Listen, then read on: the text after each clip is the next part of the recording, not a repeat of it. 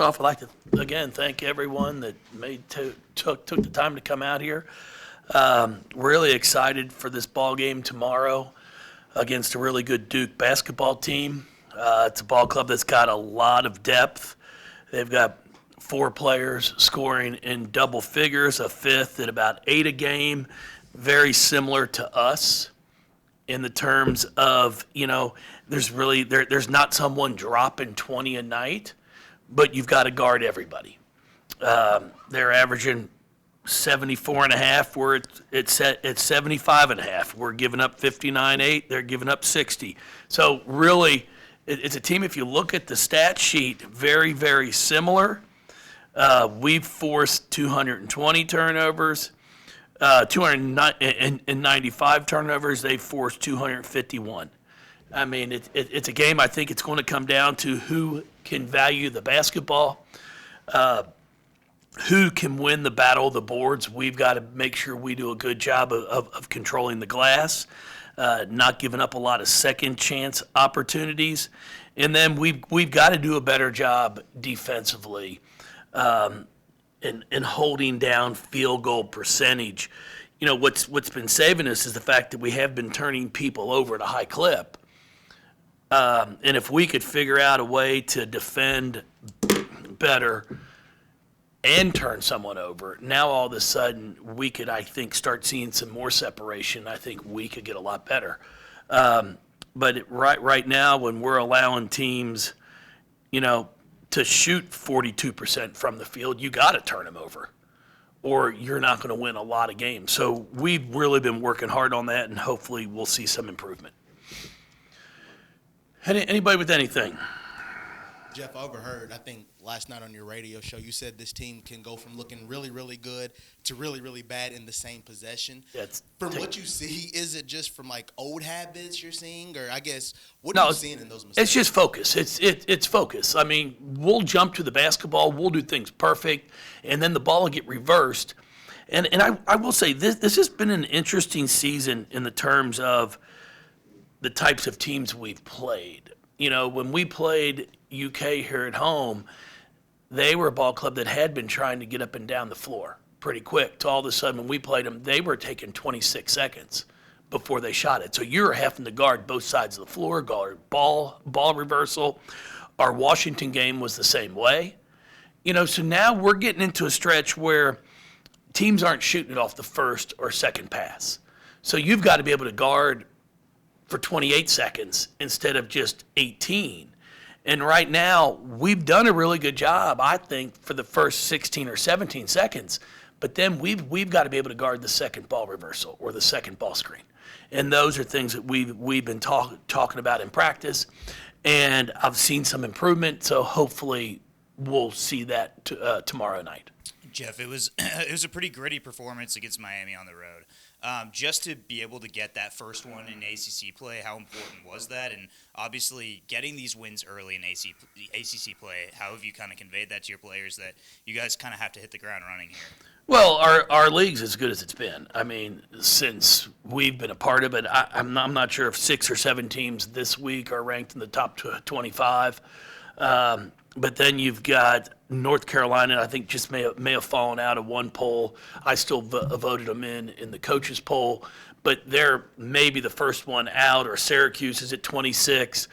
If you look at it, it's really been intriguing because it's a challenging league that every night you've got to show up to play. You can't get too high after a win, and you can't get too low after a loss, because you can't rest on your laurels of the first win down in Miami, expect to just get one here on tomorrow night against Duke.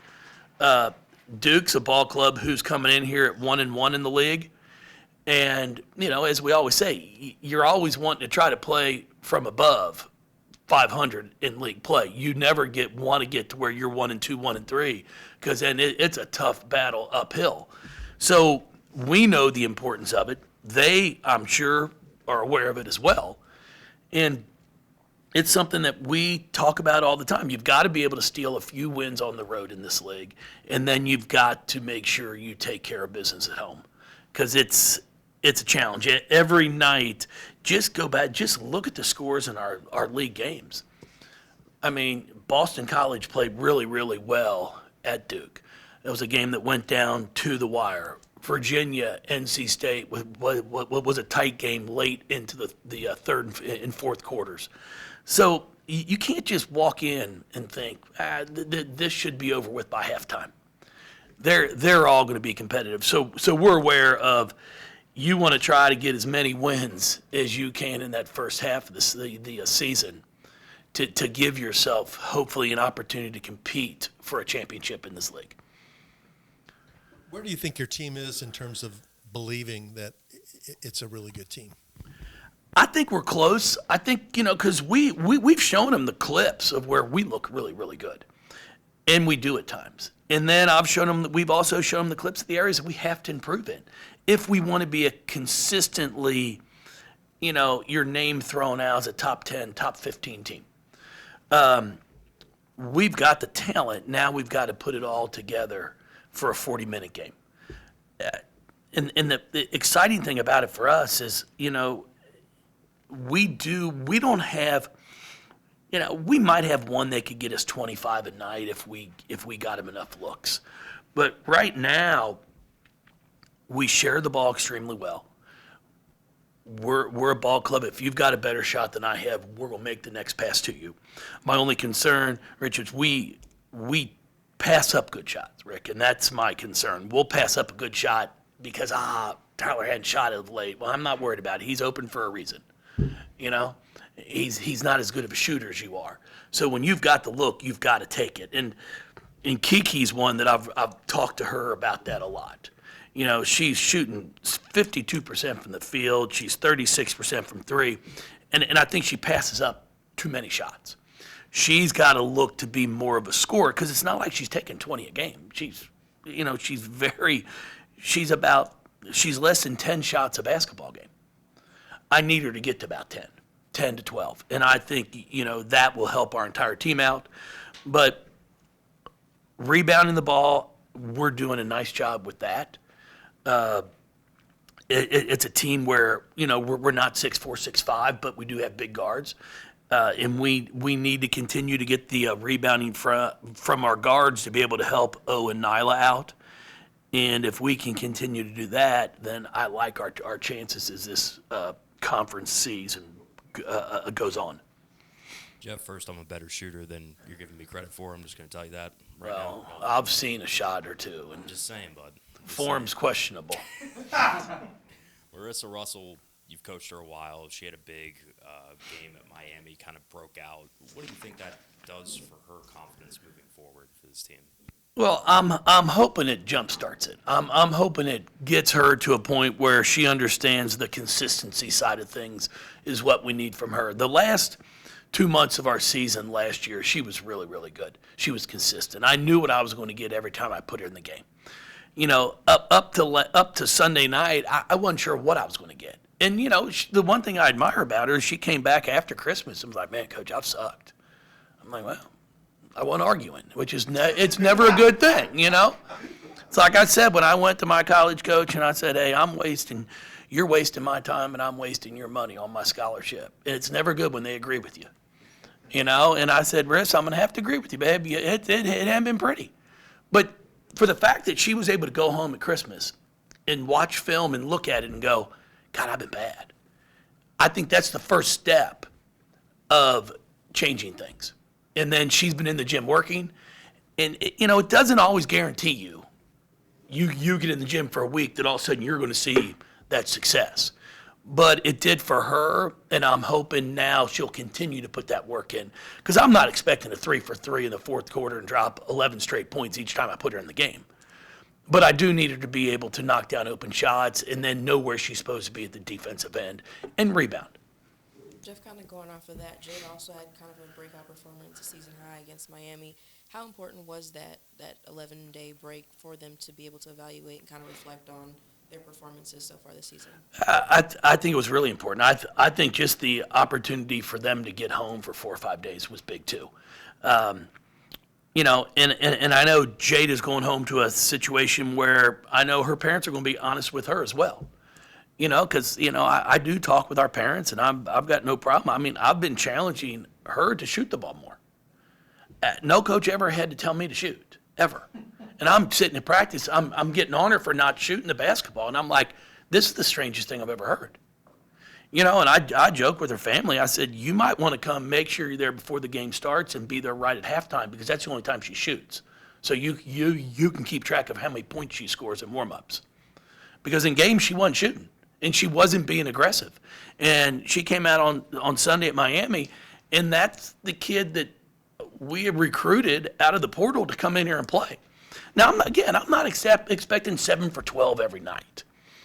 She was 7 for 10 at one point.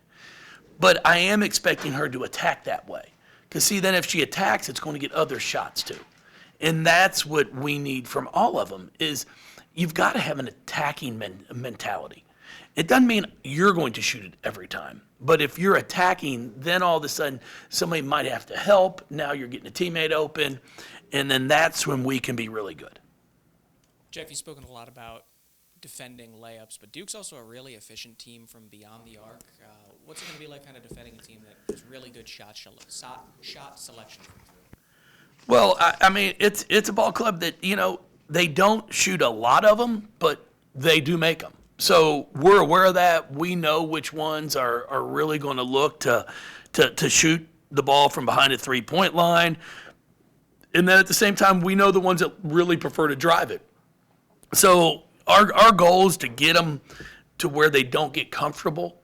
You can't let them get into a rhythm of being a spot three-point shooter. You've got to try to jab at them and make it as difficult for them. Try and throw some different looks at them to possibly confuse them as much as possible. But they're a really good basketball team. They've got great players. So we have to come out here and play a really, really good basketball game tomorrow night because it should be a good game between two really good teams.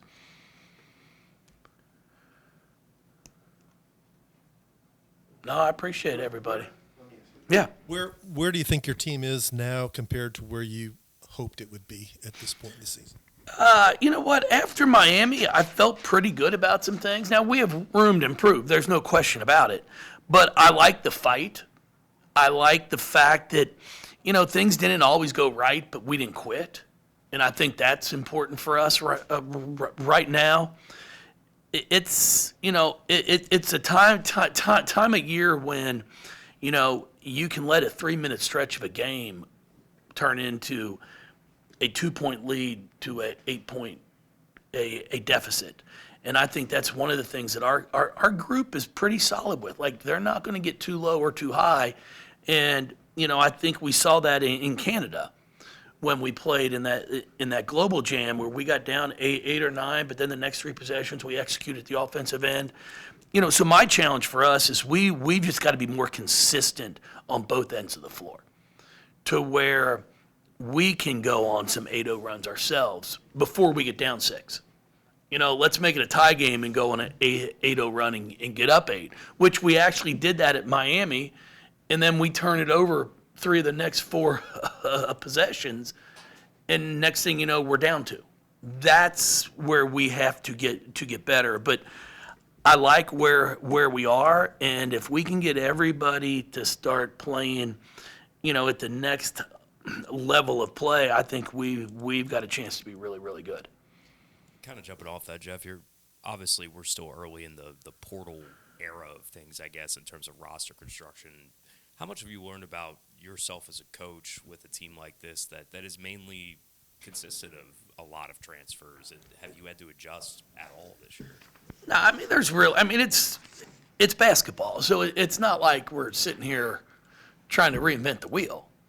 But it's more so the personalities. It's more so trying to figure out exactly how can you coach them. What buttons do you push to get them to that next level?